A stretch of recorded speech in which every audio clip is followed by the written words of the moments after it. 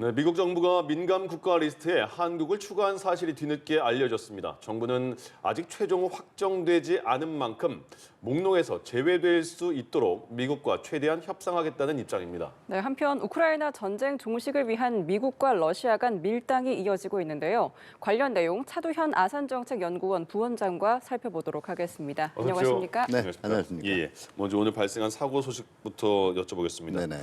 오늘 오후 1시에 경기도 양주에 있는 육군 소속 항공대대에서 군용 무인기 한 대가 착륙해 있던 수련 헬기 한 대와 부딪혀서 두 기체가 모두 탔어요. 근데 이게 지난 6일에 공군 전투기 민간 오폭 사고 이후에 또 훈련 중에 난 사고라서 불안할 수밖에 없는 상황이 됐습니다. 네, 그 훈련을 열심히 하다 보면 뭐 사고가 날 수도 있어요. 예. 그런데 이렇게 짧은 기간에 이 사고가 연속해서 벌어지면 뭐 이제는 훈련 중 안전 문제라든가 예. 아니면 우리 작전이나 무기 체계 정비 또는 운용에 실태를 한번 종합적으로 점검해봐야 될 필요성이 점검해봐야 될 시점이 된 건 분명한 것 같습니다. 예.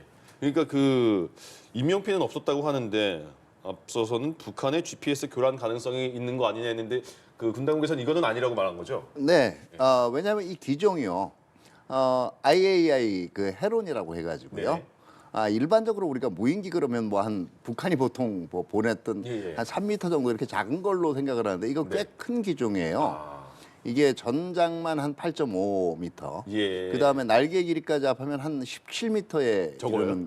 예, 어, 큰 기체입니다. 예. 근데 이 기체가 작년 11월에 한번 추락했었는데 이때 원인은 북한의 그 GPS 교란이 의심이 됐었거든요. 예. 그렇기 때문에 이번에도 GPS 교란이 아닌가 충분히 의심해 볼 수 있는 정황은 있는데요. 네. 현재 군 당국의 그 이 중간 조사로는 그건 아닌 것 같다. 그러면 뭐 의심해 볼 수 있는 건 조작 미숙이라든가 예. 아니면은 이제 그 기체 결함 이런 걸 좀 한번 생각을 해볼 수가 있겠죠. 그렇군요. 알겠습니다. 네, 저희가 다음 주제로 넘어가서요. 미국 정부가 지난 1월 우리나라를 민감 국가로 분류한 사실을 뒤늦게 알게 됐고 파장이 크고 있습니다. 바이든 정부 임기 말 때 이뤄진 조치인데 사실 네네. 여기 배경에 대해서 여러 가지 해석이 나오고 있잖아요. 네네. 부원장님께서는 좀 어떻게 보십니까? 네, 일단 그 이 민감 국가로 지정이 된다라는 게요. 첫 번째 제가 그 말씀을 드리는 게 이게 그 미 에너지부에서 이 가지고 있는 리스트예요. 네. 그렇기 때문에 이게 뭐 미 국무부라든가 미 국방부라든가 이런 정부 부처에 전부 공유돼서 지금 그 시행되는 그런 거는 아니라는 겁니다. 한마디로 얘기하면 이 원자력 그 운용과 관련된 최신 정보라든가 이런 것을 공유하거나 예. 이와 관련된 그 고급 인력들 간의 어떤 인적 교류가 제한될 수가 있다라는 얘기인데요. 두 번째는 이게 바로 민감하다는 기술이라는 게 어떤 의미냐면 네. 최신 기술이라는 의미도 있지만 이게 일반적인 과학 기술 영역에서 그러니까 원자력 발전과 관련된 민수용 영역에서 이 무기용 경우에 따라서는 무기를 만드는 데 쓰일 수도 있다라는 거를 의미를 해요. 예. 그런 걸 볼 때 이게 바이든 정부 말기에 일어났다는 말기에 이런 검토가 이루어지고 그다음에 지금 초안이 마련됐다는 건 어떤 의미냐면 예. 작년 11월에 미국 대통령 선거 이후에 미국의 뭐 안보 공약이 앞으로 불안해질 수 있다 이런 불안감이 국내적으로 있었잖아요. 그러면서 지금 이게 뭐 우리 사회에서 뭐 보수든 진보든 관계없이 나왔던 그 논의들이 뭐 독자 핵무장론이라든가 이런 얘기들이 나왔거든요. 네. 그러기 때문에 이거와 이제 완전히 무관하다고 보기는 좀 힘들겠죠. 예. 네, 그럼 이게 다음 달 15일에 민감 국가 지정이 발효가 되는 거잖아요. 만약 네네. 이때까지 목록에서 제외가 되지 못한다면 네. 좀 어떤 영향이 있는 건지 어떤 불이익이 있을까요? 이게 그 모든 포괄적인 정보에 접근을 차단당하는 건 아니에요. 다만 아까도 말씀드렸지만 원자력 기술과 관련해서 네. 미국이 나름대로 이걸 고급 정보로 분류를 하거나 아니면 무기와 경우에 따라서 무기화하는 데 사용될 수 있다라고 이 간주가 되는 기술, 그 평가가 되는 기술에 대해서는 우리가 아무래도 이 공유라든가 이런 게 제약될 수가 있는 거죠. 예. 그럼 그 전에 좀 대책 마련을 해야 되는 건지 어떤 좀 대응이 필요할까요? 일단 그렇기 때문에 지금 아마 정부에서 발표한 대로 양측이 지금 이 구체적으로 어떤 배경하에서 이런 이 리스트 포함이 이루어졌는지 예. 그리고 그러면 어떤 조치가 취해야 이게 해제될 수 있는지에 대해서 먼저 의견을 교환하는 게 우선인 것 같고요. 예. 지금 이걸 뭐 전반적으로 국가 안보 전반에 대한 어떤 기술이나 협력이 제한되는 것처럼 지금 좀 겁을 어떻게 보면 먹었나요? 지나치게 상황을 증폭하시는 분들도 계신데 예.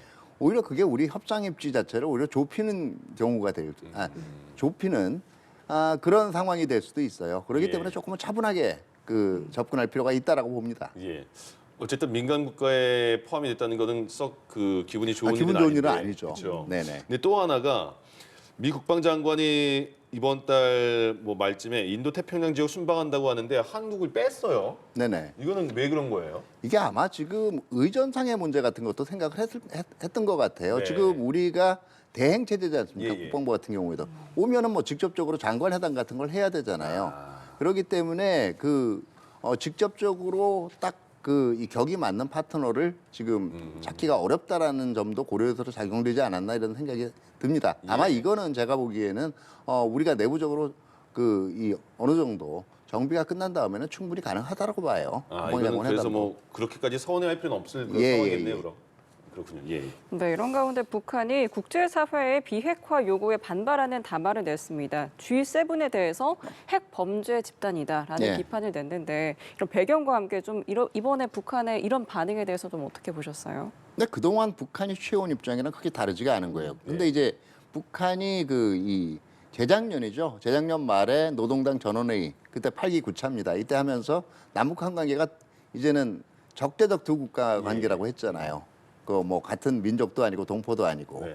그러면서 그 적대적 두 국가의 배경으로 한 것이 결국은 지금 한국 정부는 미국의 제국주의적인 정책의 앞잡이일 뿐이다. 이렇게 규정을 했고 결국 그 적대적 두 국가를 선포할 수밖에 없는 건 계속적으로 북한에 대해서 핵 위협을 가하고 압박을 가하기 때문에 자신들은 자위적으로 핵무장할 수밖에 없다라는 게 그 이후에 북한이 더더욱 강조를 하는 거예요. 예. 그러니까 북한은 여기 G7 외교장관 회담도 결국 비핵화 촉구를 한 거거든요. 네. 그러니까 이거 결코 받을 수 없을 거고 앞으로도 핵무장을 계속 강화해 나가겠다. 이런 방침을 표명을 한 거죠. 예, 예. 북한군이 러시아에 뭐 두 번째 파병됐다 이런 소식도 들려오고 있던데 네. 지난 15일에 러시아 외교차관이 평양을 방문했어요. 최선희 북한 외무상을 만났다고 하는데 여기서는 네. 어떤 내용이 나왔을까요? 네, 지금 이제 앞으로 우크라이나 그 전선에서 협조 문제를 어떻게 할 것인가 여기에 대한 논의가 분명히 이루어졌을 거고요. 예. 그리고 지금 미국에 의해서 30일 휴전안이 나왔잖아요. 네. 이 30일 휴전안에 대해서 어떻게 대응할 건가 아마 북한 측의 의사도 타진하는 이 자리가 되지 않았나 생각을 합니다. 사실 예. 북한 같은 경우에 내심 자기네들이 조금 더 기여를 한 것처럼 비춰지는 방향으로 전쟁이 끝나기를 바랄 거고요. 예. 러시아도 아마 지금 이 30일 휴전 이전에 가능하면 이 쿠르스크 지역을 완전히 장악을 하는 예. 이 구도를 바라기도 할 거예요. 그 다음이 이제 지금 쟁점이 될 수가 있는 게 북한군 지금 포로가 일부가 있다라고 얘기하잖아요. 네. 이게 보통 그 동안에 그 어떤 분쟁이 있어가지고 이 제한적인 휴전이나 이 휴전 협정이 있을 경우에 휴전 협의가 있을 경우에는 그 휴전 기간 동안에 일단은 그 인질이나 포로 같은 걸 교환하는 게 일반적이었거든요. 예. 그렇기 때문에 양측에서 장악한 이제 포로 교환 문제가 나올 텐데 여기 지금 북한군 이 포로 같은 경우에도 이 기간 동안 아마 이건 북한도 요구를 했을 거고요. 러시아도 관심이 있을 거예요. 왜냐하면 양측 다 러시아와 북한 양측 다 뭐 이거는 어디까지나 뭐 파병을 하고 안 하고는 이 북러 간의 양자 관계의 일이다 이렇게 원론적인 얘기를 했고 구체적으로 이걸 얘기를 안 했단 말이에요. 예. 근데 지금 이게 만약에 포로가 혹시라도 지금 우크라이나에서 얘기한 대로 뭐 제3국으로 가거나 이렇게 되면은 그 사실 자체가 그대로 노출이 되는 거잖아요. 그렇죠. 그러니까 그런 걸 막기 위해서도 예. 일단 지금 포로 교환도 시도를 할 거고 이 안에는 당연히 북한군 포로도 포함돼야 된다라는 얘기를 할 겁니다. 다시 말해서 예. 북한군 포로가 한국이나 다른 제3국으로 갈 수 있는 여지를 차단하기 위해서 이 문제는 협의를 했을 거예요. 일단 그 러시아 외교차관이 직접 평양까지 간 거 보면 북한군 파병이 러시아에 도움이 됐다고 봐야 되는 겁니까? 네, 아무래도 이 러시아 입장에서는 예. 실질적으로 전선에서 도움이 됐다라는 측면도 뭐 완전히 도움이 안 됐다라고 보기는 힘들겠죠. 예. 두 번째는 그만큼 이제 북러 간의 군사 협력 관계가 굉장히 끈끈하다라는 걸 과시하는 측면도 있고요. 예. 세 번째는 병력을 앞으로도 계속 더 불러올 수 있다는 면을 그 시위를 함으로써 이제 이 휴전이라든가 아니면 종전 협상에 유리한 고지를 충분히 차지할 수가 있는 거죠. 예. 알겠습니다. 네, 미국과 러시아가 우크라이나 전쟁 휴전안을 놓고 줄다리기가 치열합니다. 지금 미국과 우크라이나가 합의한 휴전안에 러시아는 좀 시큰둥한 상황인데 네네. 이게 좀 일부러 시간을 끄는 건지 아니면 러시아는 급하지 않기 때문에 이런 네, 일단 태도인 지금 걸까요? 쿠르크 전선에서 지금 공세로 돌아섰기 때문에요. 이게 어떻게 되는지 좀 지켜보고 지금 휴전안을 받겠다라는 생각인 것 같아요. 다만 그 이게 그러면 뭐 트럼프 대통령 생각도 그럼 쿠르크 지역을 완전히 러시아가 장악하는 걸 놔두고 그 다음에 그러면 휴전 협상을 할 거냐? 그렇게 될 경우에는 오히려 미국 같은 경우에 러시아를 다루는 데 있어서 하나의 카드가 사라지게 되죠. 그렇기 때문에 아마 여기에 대해서는 지금 뭐 애초에 트럼프 대통령 같은 경우에 우크라이나 지원을 전면 중단하라고 지시를 했다가 네. 이게 미 우크라이나가 협의가 있은 이후에 다시 이제 재개가 얘기됐거든요. 네. 그러니까 이 우크라이나에 대한 지원의 수준하고 속도를 이제 조정을 해가면서 러시아의 그 이 휴전협정 이 수락을 촉구를 할 거예요. 그러니까 트럼프 대통령이 이제 18일에 푸틴 대통령과 통화할 예정이다라고 밝혔는데 네네. 그럼 직접 좀 푸틴 러시아 대통령이랑 소통을 하면서 이렇게 조건을 이제 조율할 것 같은데 그렇죠. 결과를 좀 어떻게 예상하세요? 근데 트럼프 대통령 같은 경우에 이런 입장일 거예요. 지금 만약에 휴전을 안 하고 하면 우리도 당분간은 지금 우크라이나를 지원할 수밖에 없고 우리가 줄인다라고 해도 아마 다른 유럽 쪽의 나토 회원국들이 가만히 있지 않을 거다. 예. 이런 얘기도 저는 할 걸로 생각이 됩니다. 그럼 러시아가 좀 너무 강경한 입장을 보인다면 그 이후에 트럼프 대통령의 좀 대응 방안에는 좀 차이가 없을까요? 근데 지금 뭐 여러 가지 그 휴전이라든가 종전 조건 중에서 나오는 그 사실상 러시아가 강제 병합한 점령지를 인정하는 건 이거나 아마 그쪽으로 갈 수밖에 없을 거예요. 그동안 얘기해온 성향상. 그리고 우크라이나의 나토 가입 가능성을 차단하는 것도 이거는 합의가 이루어지지 않을까 생각이 돼요. 그러면 우크라이나에 대해서 어떻게 안전 보장을 해줄 거냐는 얘기죠. 이 경우에 생각해 볼 수 있는 게 그 유럽 국가들로 구성된 일종의 평화유지군을 우크라이나에 주둔을 시켜서 그러니까 지금이 문제가 아니거든요. 왜냐하면 지금 상태로 만약에 휴전이 되거나 종전이 되면 러시아 같은 경우에 일방적으로 먼저 침공을 하고도 별다른 손해 안 보고 상황이 끝났다라는 네. 잘못된 그 이 교훈을 얻을 수가 있단 말이에요. 예. 그렇기 때문에 그 다음을 방지하기 위해서라도 이제 어느 정도 우크라이나에 대한 안전 보장을 해줄 거고 이거는 트럼프 대통령 성향상 꼭 우크라이나를 호의적으로 봐서가 아니라 러시아를 다루는 데 있어서 트럼프 대통령의 협상 기법 자체가 항상 상대보다 우위의 상황에서 협상한다는 거기 때문에 예. 카드를 확보한다는 측면에서도 기존보다 조금 더 나간 입장을 고려할 수는 있을 거예요. 예. 조금 전에 말씀하셨는데 우크라이나 전쟁이 끝난 이후에 평화유지군이 이제 우크라이나에 주둔할 거냐 러시아는 계속 반대하고 있잖아요. 그렇죠. 이번에 그 트럼프 대통령과 이제 여기 종전협정을 함에 있어서 이런 부분도 그 푸틴 대통령이 계속 강조를 할까요?